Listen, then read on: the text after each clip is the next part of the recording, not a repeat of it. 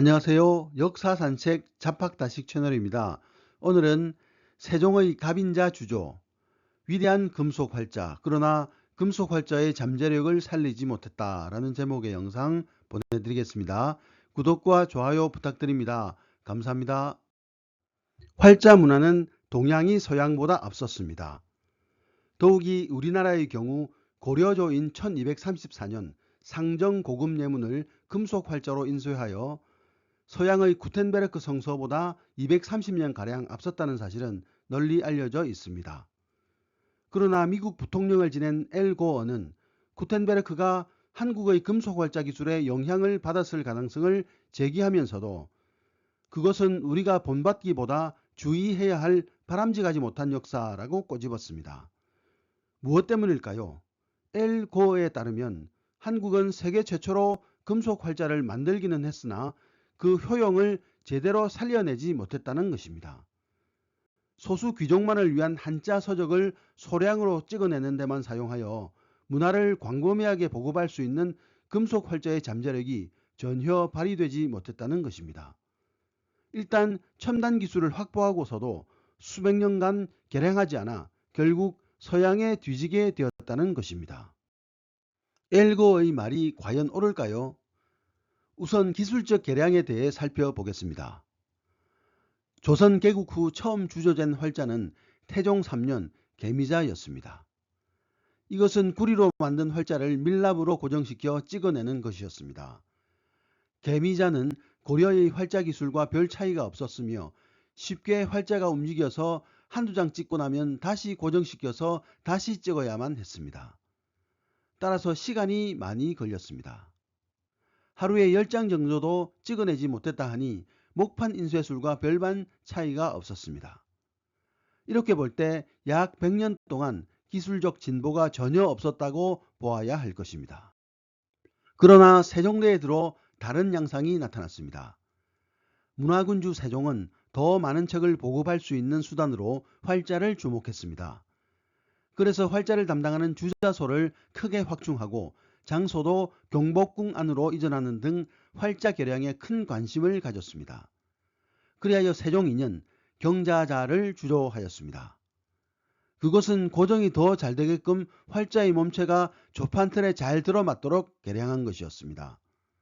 덕분에 하루 10장 이하이던 인쇄 속도가 하루 20장으로 배 이상 늘어나게 되었습니다. 그러나 세종은 여기에 만족하지 않고 더욱 효율적인 활자를 만들기 위해 노력했습니다. 그 결실이 세종 16년 갑인자입니다. 이것은 밀랍 고정 방식에서 완전히 탈피하여 대나무로 활자를 고정시키는 방식이었습니다. 인쇄 속도는 하루 40장이라는 경이로운 수준이었습니다. 또한 앞선 활자에 비해 단정하고 아름다운 서체를 자랑했습니다. 갑인자는 당시 동양 인쇄술의 정점을 이루었을 뿐만 아니라 이후 조선시대에 만들어진 모든 금속 활자가 이 갑인자를 모델로 삼았습니다. 약 100년간 변함없던 인쇄 속도가 16년 만에 5배 이상 빨라졌고 뚜렷한 장점을 확보하게 되었으니 개량을 시도하지 않았다 하는 엘 고어의 지적은 적어도 세종 앞에서는 무색할 듯합니다. 이것은 당시 문화선진국 명나라를 능가하는 수준이었습니다. 세종이 중국 인쇄기술을 참고하려 했다가 명나라가 한때 금속활자를 썼지만 불편하고 비용이 많이 들어서 다시 목판 인쇄로 돌아갔다는 말을 듣고 실소했다고 합니다. 나중에는 명나라도 금속활자 기술을 쓰게 되는데 바로 조선의 갑인자를 보고 자극을 받았기 때문입니다. 하지만 엘고의 또 다른 쓴소리, 즉 금속활자의 잠재력을 제대로 발휘하지 못했다는 비판에서는 자유로울 수 없었습니다. 왜냐하면 알파벳 그리고 한글과 다른 한자의 특성 때문이었습니다. 30개, 40개 내외의 활자만 있으면 충분한 알파벳과 달리 한자 인쇄를 위해서는 20만에서 30만 개의 활자가 필요했습니다. 이것을 모두 금속으로 제작하려면 막대한 비용이 들었으며 활자를 바꾸어 끼우는 작업도 구텐베르크 활자처럼 자동 처리할 수가 없었습니다. 갑인자는 앞선 활자에 비해 활자의 고정 방식을 개량함으로써 인쇄 속도를 높였습니다. 그러나 활자를 자동으로 끼우는 기술, 구텐베르크 활자가 경이로운 인쇄 속도를 가질 수 있던 바로 그 기술은 한자를 인쇄하는 한 불가능했습니다. 그리고 무엇보다 독자층, 즉 인쇄된 한자 서적을 읽을 수 있는 능력의 소유자는 소수에 불과했습니다.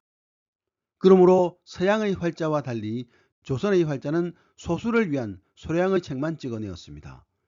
그리고 서양의 활자에 구텐베르크처럼 제작자 개인의 이름이 당연한 듯 붙는 것과 달리 조선의 활자는 개미자, 갑인자처럼 제작 연도를 나타내는 이름이 붙었습니다. 이천자, 장영실자가 아니었습니다. 금속 활자가 한 개인의 아이디어와 노력의 산물이 아니라 국가적 프로젝트의 산물임을 뜻합니다. 현실적으로 한자 인쇄에 필요한 막대한 비용과 인력을 국가밖에 감당할 수 없어서 그렇기도 했지만 문화사업을 철저히 국가 엘리트가 주도하여 어린 백성에게 베풀어 주는 것으로 보았던 성리학적 사고방식 때문이기도 했습니다. 개인이 욕망과 창의력을 능동적으로 추구할 수 없는 사회에는 발전이란 없습니다. 갑인자는 유통되는 서적의 규모를 전보다 몇 배나 늘렸고 분명 그것은 조선 초 르네상스에 기여했습니다. 그러나 그것은 서양 르네상스를 가져온 지식 전파의 속도와 규모에 비하면 초라하기만 했습니다. 한글과 마찬가지로 금속 활자의 잠재력도 수백 년간 사장된 채로 남았던 것입니다. 오직 중국을 능가하는 성리학적 문화국가를 만드는 데만 힘쓴 세종의 한계라고 할 수 있겠습니다. 하지만 세종대왕은 자신의 시대에 걸맞는 발전 과제를 찾아내어 힘써 노력해 완수했다고 할 수 있습니다. 진짜 문제는 그가 이룩한 성과에 안주하면서 이후 수백 년 동안 진보에 힘쓰지 않은 후손들이라고 할 수 있겠습니다. 오늘의 참고도서는 108가지 결정이라는 책이었습니다. 감사합니다.